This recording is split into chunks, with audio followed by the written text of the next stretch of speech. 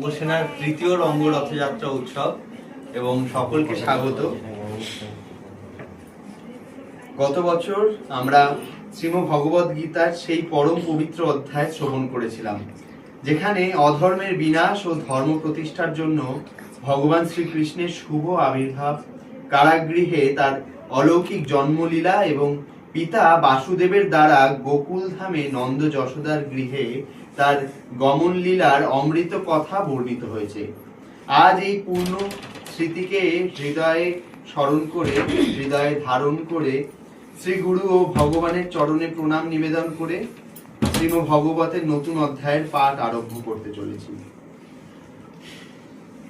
আজকে ভগবত পুরাণের তৃতীয় খণ্ড আমি পাঠ করব, যেখানে নন্দ মহোৎসব বর্ণিত হয়েছে। রাত্রি শেষ হইতেই মায়া নিদ্রা ভেঙে জেগে উঠলেন মা যশোদা আর পিতা নন্দ। যশোদা দেখলেন তার সম্মুখে অঙ্গ স্পর্শ করে অপূর্ব দেহকান্তি যুক্ত এক শিশু শুয়ে, নবমেঘতুল্য অঙ্গ জ্যোতি, পূর্ণচন্দ্র বিনিন্দিত অনুপম মুখমণ্ডলী।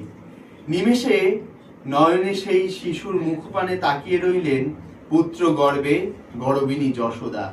আনন্দে আত্মহারা হয়ে সকলকে ডাকতে লাগলেন তিনি, রোহিণী দিদি গো, এসো তাড়া করে, নীলকান্ত দেব শিশু এসেছে মোর ঘরে।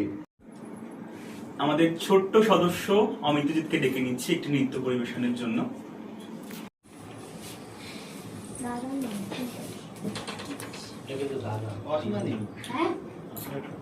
এই ফোনটা তোমার না, না কথা বলছি।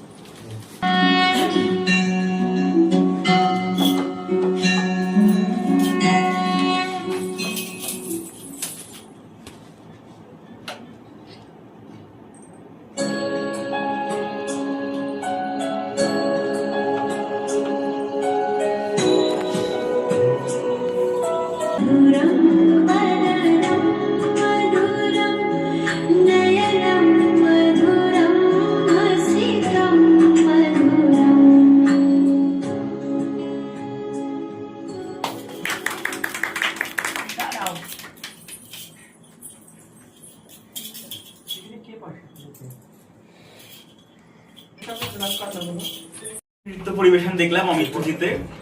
পরবর্তী আমি কবিতা পাঠ করবার জন্য ডেকে নিচ্ছি শুক্লাদিকে, শ্রীমতী শুক্লা বিশ্বাসকে। ওই তো আর একটুখানি চেপে যাবে।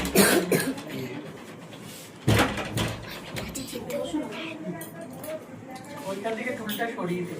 হ্যাঁ, এবং তার জন্য আমি খুবই লজ্জিত। আমাকে তোমার ছোটবেলায়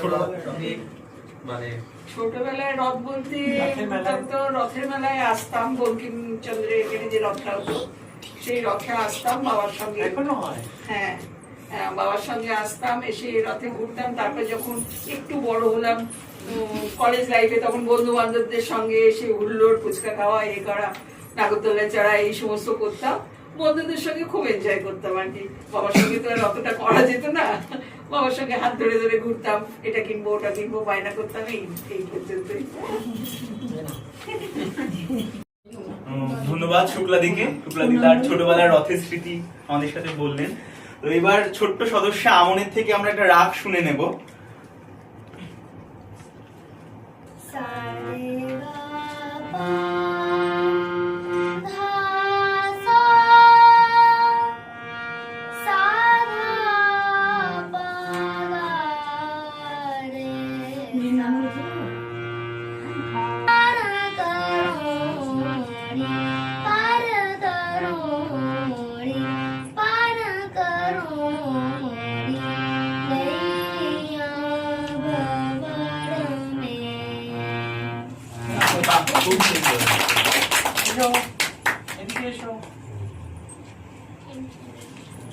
অনেক ধন্যবাদ আমনকে, আমরা খুব সুন্দর একটা রাগ শুনলাম ওর থেকে। আমি পরবর্তী আরো একটি ছোট্ট সদস্যা সানভি প্রসাদকে ডেকে নিচ্ছি তার নৃত্য পরিবেশনের জন্য।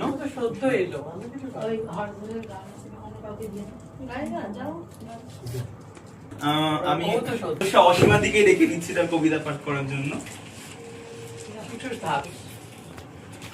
নমস্কার, শুভ সন্ধ্যা সবাইকে। রথযাত্রার প্রীতি ও শুভেচ্ছা।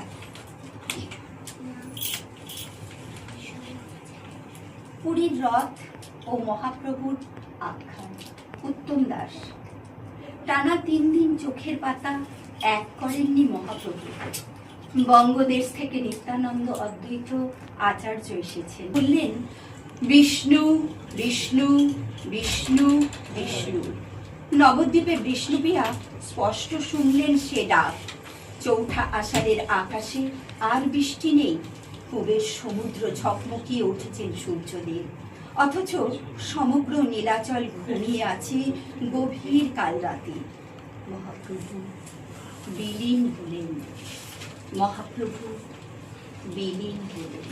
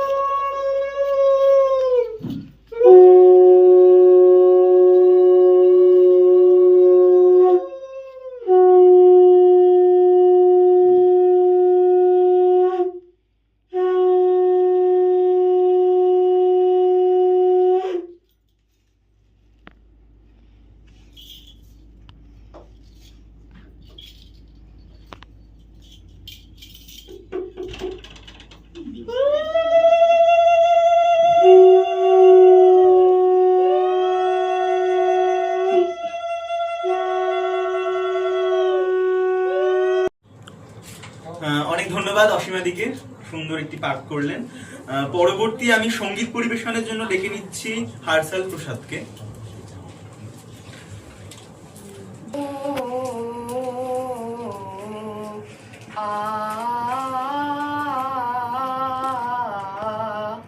हे गोपाल कृष्ण करूं आरती तेरी, हे प्रियपति मैं करूं आरती तेरी, तुझ पे वो कान्हा बलि बलि जाऊं, सांझ सवेरे तेरे गुण गाऊं। हे गोपाल कृष्ण करूं आरती तेरी, हे प्रियपति मैं करूं आरती तेरी। ये माटी का तन है तेरा, मन और प्राण भी तेरा, मैं एक गोपी तुम हो कन्हैया, तुम हो भगवान मेरे। कृष्ण कृष्ण कृष्ण रटे आत्मा मेरी, हे प्रियपति मैं करूं आरती तेरी। धन्यवाद। হার্সালকে। পরবর্তী আমাদের নৃত্য পরিবেশনা আমি সানভি প্রসাদকে ডেকে নিচ্ছি তার নৃত্য পরিবেশন করার জন্য। আমি চীনাদিকে ডেকে নিচ্ছি, আমাদের রঙ্গসেনার অভিভাবিকা চীনাদিকে ডেকে নিচ্ছি কিছু কবিতা পাঠ, এবং উনি রথযাত্রা সম্পর্কে কিছু বলবেন বলেছেন।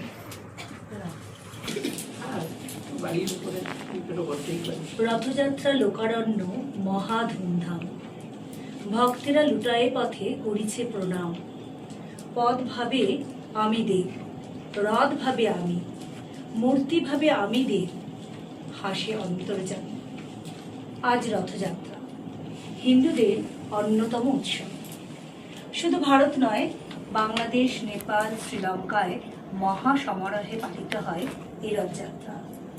আর রথযাত্রা বললেই 3 জন দেবতার রূপ আমাদের মনের মধ্যে ভেসে ওঠে।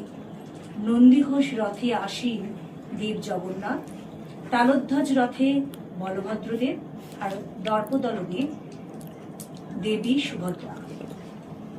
রথের ইতিবৃত্ত যদি আলোচনা করা হয় তাহলে সুদূর অতীতে আমাদের পাড়ি দিতে হয়। আমাদের ভারতে প্রাচীন হরপ্পা সভ্যতায় পশুটানা রথের খেলনা কিংবা রথের চাকার দাগ মাটিতে পাওয়া গেছে।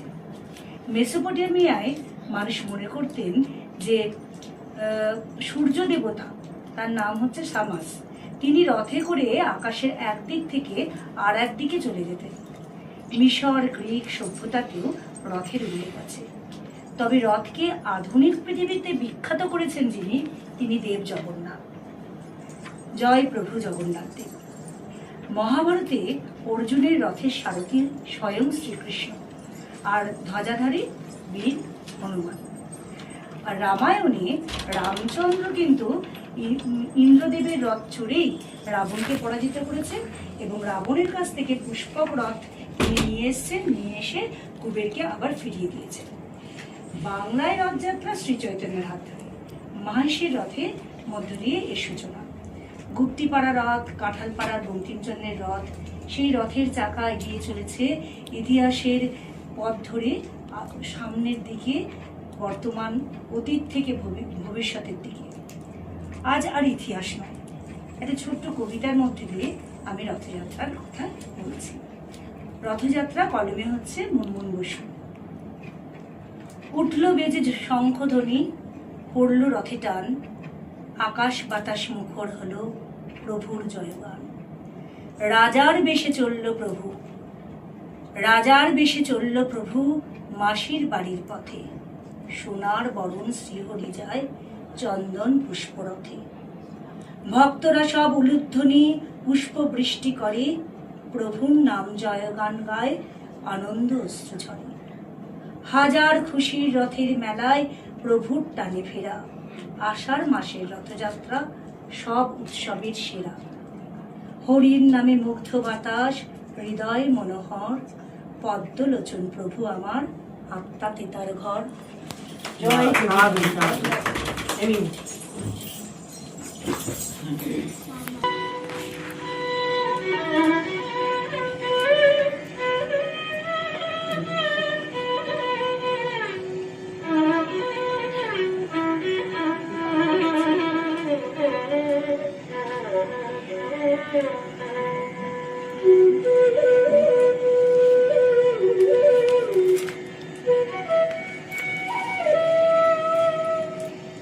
শেষে করো, ভয় পাওয়ার কিছু নেই।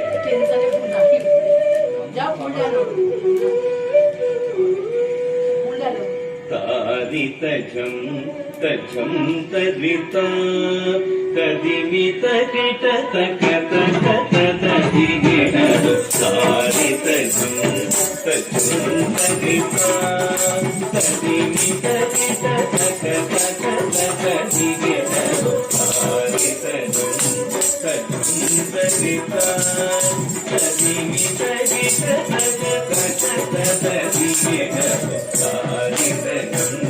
तझं तरिता तदिमित किट तक तक तदिगिण तारित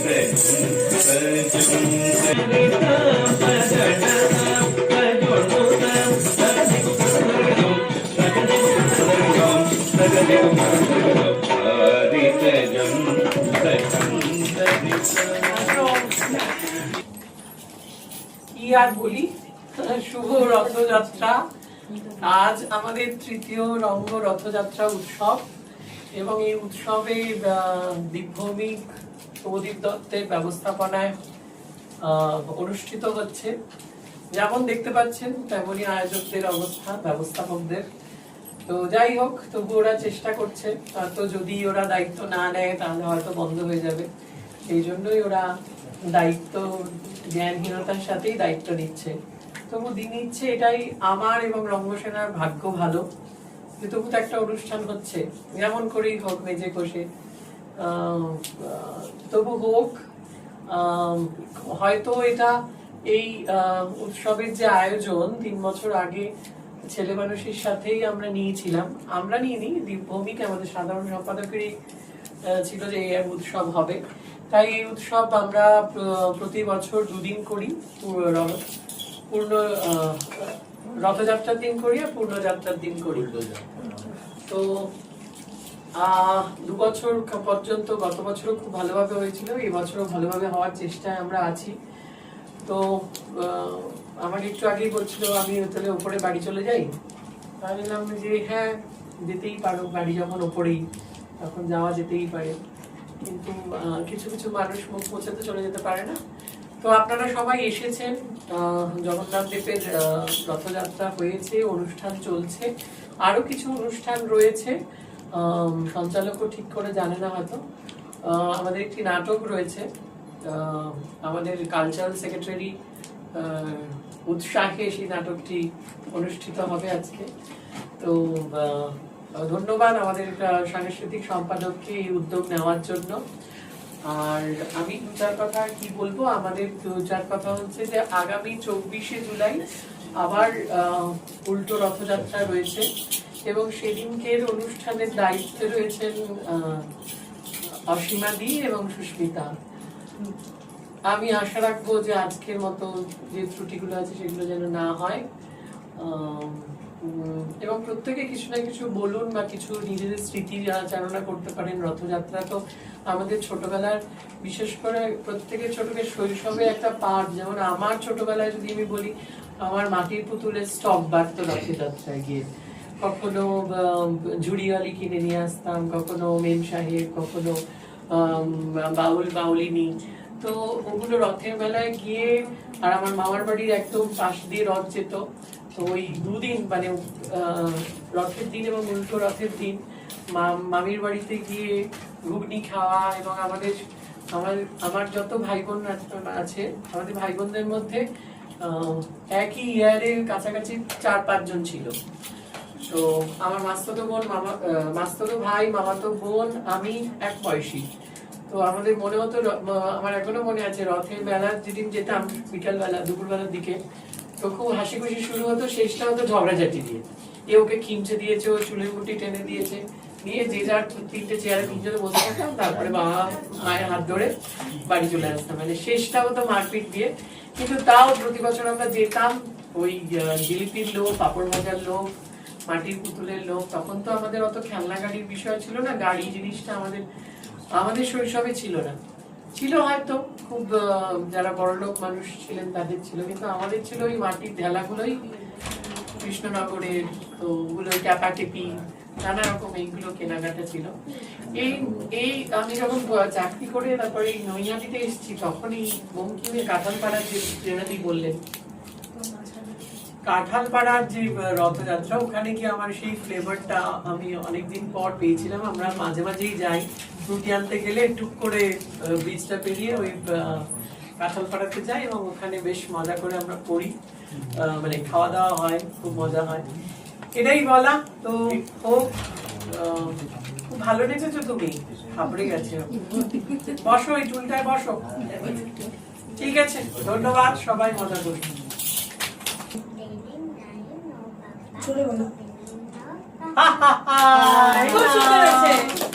থ্যাংক ইউ, খুব ভালো হয়েছে।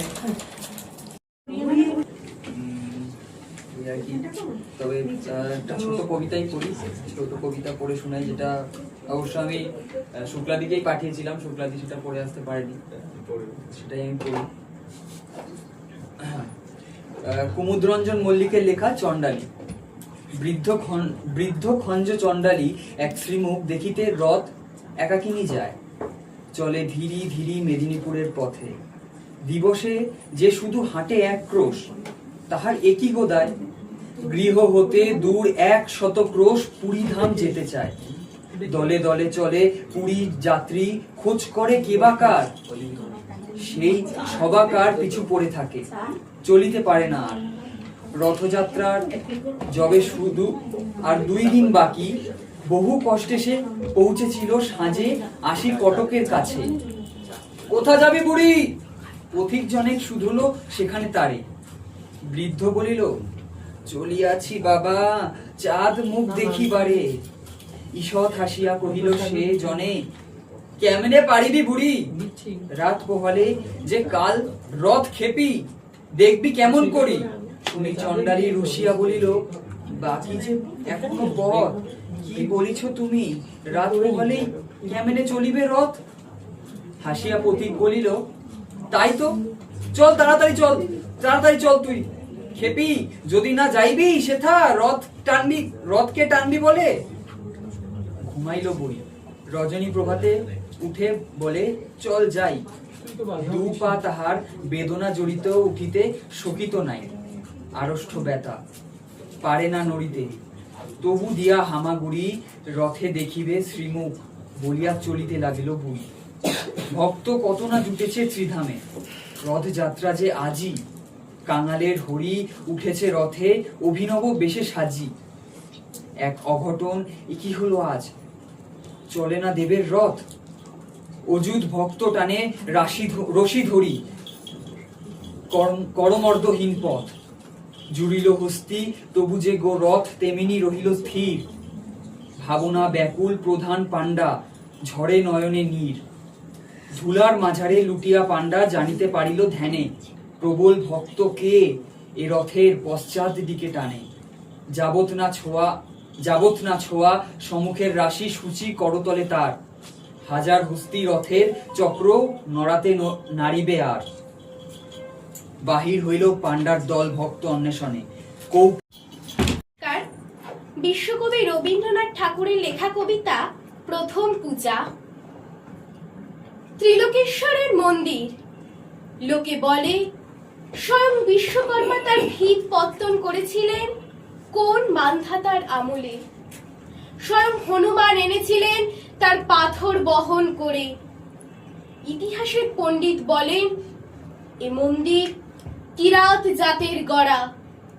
এই দেবতা কিরাতের।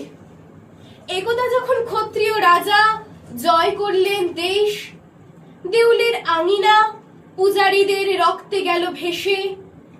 দেবতা রক্ষা পেলেন নতুন নামে, নতুন পূজাবিধির আড়ালে। হাজার বৎসরের প্রাচীন ভক্তি ধারার স্রোত গেল ফিরে। কিরাত আজ অস্পৃশ্য, এ মন্দিরে তার প্রবেশ পথ লুপ্ত। কিরাত থাকে সমাজের বাইরে, নদীর পূর্ব পারে তার পাড়া। আজ তার মন্দির নেই, তার গান আছে। নিপুণ তার হাত, অভ্রান্ত তার দৃষ্টি। সে জানে কি করে পাথরের উপরে পাথর বাঁধে, কি করে পিতলের উপরে রূপোর ফুল তোলা যায়। কৃষ্ণশিলায় মূর্তি করবার ছন্দটা কি? রাজশাসন তার নয়, অস্ত্র তার নিয়েছে কেড়ে। বেশে বাসে সম্মানে চিহ্ন হতে সে বর্জিত, বঞ্চিত সে পুঁথির বিদ্যা। ত্রিলোকেশ্বর মন্দিরের স্বর্ণচূড়া পশ্চিম দিগন্তে চায় দেখা। শেষ প্রণাম।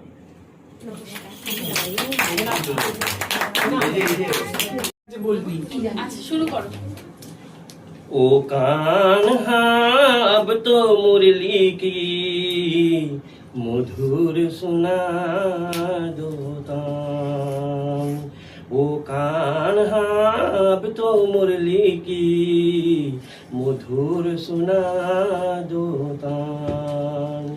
मैं हूँ तेरी प्रेम दीवानी, मैं हूँ तेरी प्रेम दीवानी।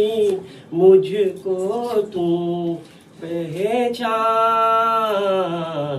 मधुर सुना दो तान। আমার নাম শুক্লা ঘোষ। আমি 4টে লাইন রথযাত্রার কথা বলবো। রথযাত্রা আমাদের একটা শ্রেষ্ঠ এবং আমাদের হিন্দু ধর্মর খুব বড় একটা উৎসব।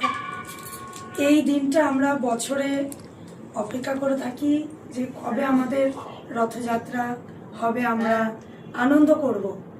রথযাত্রা এমন একটি উৎসব যেটার জন্যে সকল বাচ্চারা অপেক্ষা করে থাকে যে আমরা কবে সেই ছোট্ট গাড়ি একটা রথ আমরা নিয়ে বেরোবো আর আমরা সেটা নিয়ে ঘুরবো, আনন্দ করব। আর রথযাত্রা এমন একটি রথযাত্রা যেটার জন্য আমরা অপেক্ষা করি যে আমরা আনন্দের পাশাপাশি কবে মেলায় যাব। আর জিলাপি, বাদাম ভাজা এগুলো তো রয়েছেই, খাওয়া দাওয়া, সাথে রয়েছে ছোট ছোট মাটির পুতুল এবং অনেক মাটির খেলনা যেগুলো আমরা বাড়িতে নিয়ে আসি। আবার পরবর্তী ঝুলন করব সেই আনন্দে। তো রথযাত্রা নিয়ে আমি বিশেষ কিছু বলবো না, এই 4টে লাইন বললাম। ধন্যবাদ।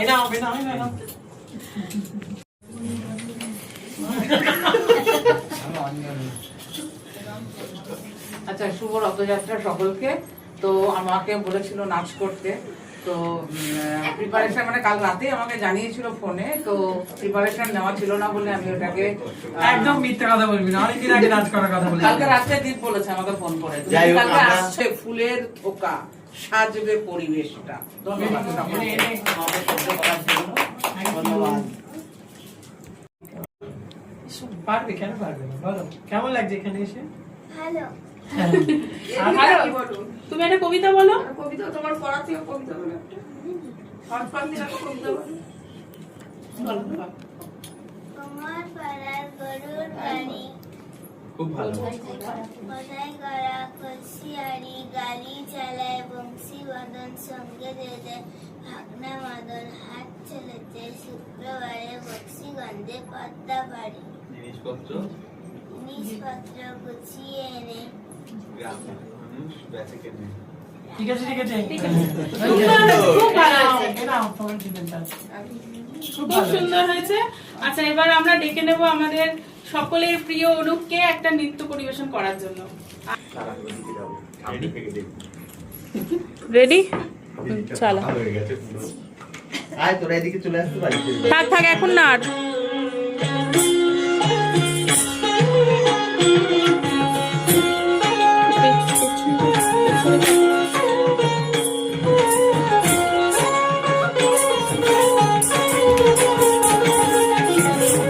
শ্যামলীদিকে একটু ডেকে নিচ্ছি, আজকের এই পরিবেশনা কেমন লাগছে, খারাপ ভালো একটুখানি জানার জন্য। ঠিক আছে, একসাথেই যান, তাহলে আসুন, দুজনে একসাথে আসুন। confidence পাবেন। নমস্কার, শুভ রথযাত্রা সকলকে। এখানে এসে খুব ভালো লেগেছে। আর রথ মানে ছোটবেলার কথা মনে পড়ে, যে রথ নিয়ে বেরোনোটা। এখন সেটা মেয়ের মাধ্যমে মেয়ের মাধ্যমে এটা করাতে রথের 2-4 দিন আগে থেকেই মা রথ নিয়ে বেরোবো, আর সেই রথ সাজানো, রথ নিয়ে ঘুরে এসে তারপরে এখানে আসা। আর বেশি কিছু বললাম না।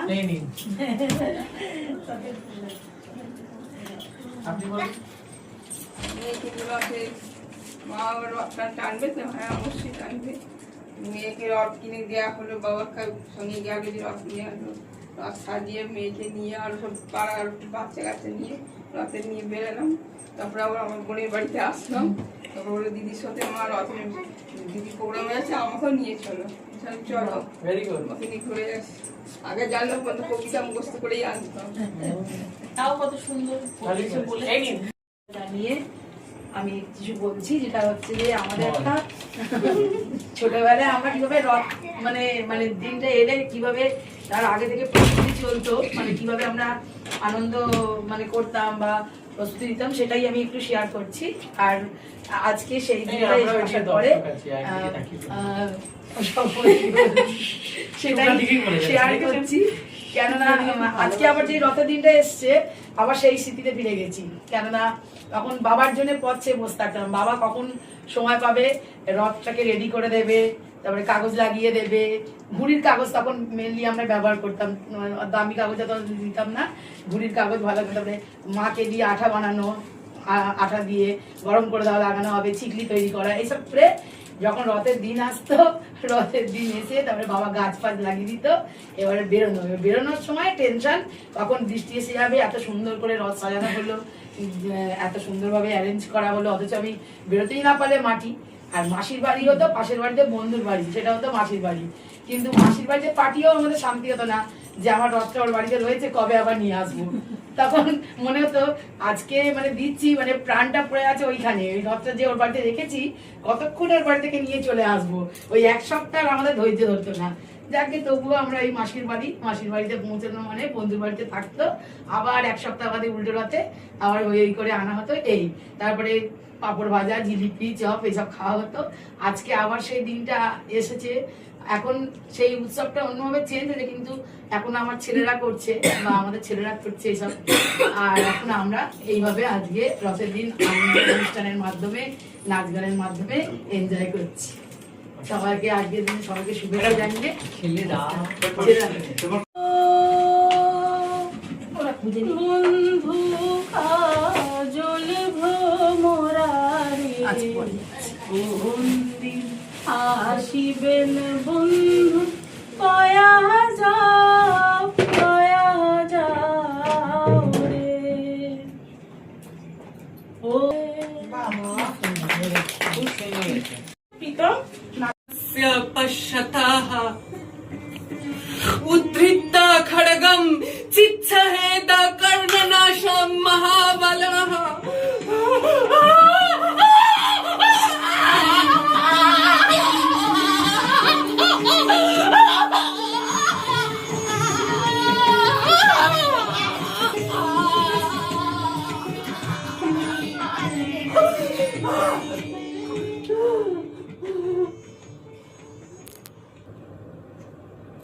আপনারা আমাকে চিনেছেন, জেনেছেন,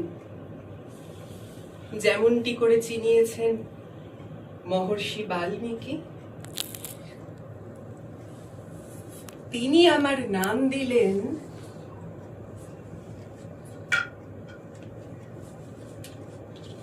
শূর্পণখা।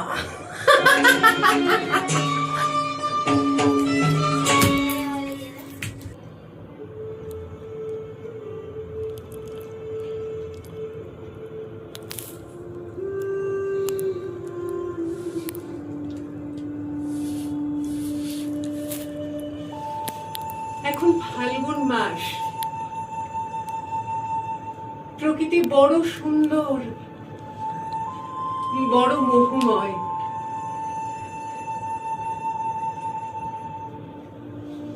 কিন্তু বিষাদে আচ্ছন্ন এই লঙ্কাপুরী কথা ছুঁতেও পারবে না হাজারো রাবণ।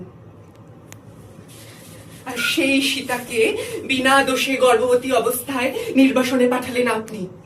হ্যাঁ হ্যাঁ, ইতিহাস যদি সঠিকভাবে লেখা হয়ে থাকে তাহলে দেখা যাবে যে কিভাবে কিভাবে রাষ্ট্র, সমাজ স্বামীর অন্যায়ের প্রতিবাদ করতে গিয়ে স্বেচ্ছায় নির্বাসনে চলে গেছেন সীতা। যদি সূক্ষ্মভাবে বিবেচনা করা হয় তাহলে এও দেখা যাবে যে সীতাহরণের মূল বীজ পুঁতেছিলেন আপনি।